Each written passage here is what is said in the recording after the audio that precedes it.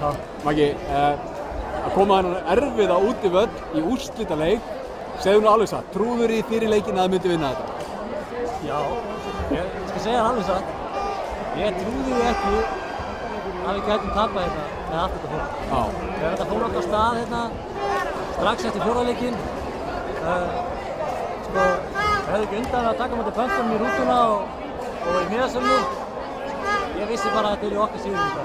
Við trúðum við allir, við erum búin að tala það bara síðan eftir fjórða leikinn. Þannig að þetta var aldrei spurning í okkar fjórum, aldrei. Og það hefur vantilega hjálpað ykkur að fólkið breyti þessum erfiða útivelli í heimavöll? Algjörlega, sko, við getum alveg sagt það í sanni að þetta er í fyrsta skipti IBA spilar á heimavelli í Reykjavík.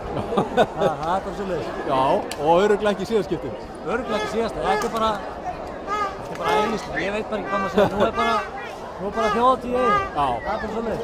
Já, snembúin þjóðhátíð. Já, það verður það næstu dag og næstu viku. Já, þessi leik var rosalega jafn og réðist ekki fyrir bara á síðustu sekúndunum. Nei, ég meina, karakterinn hérna komið tilbaka eftir kannski svona erfiða byrjun í seinni hálfleik, alveg frábær og lýsir kannski bara liðinu og fólkinu okkar, stuðningum.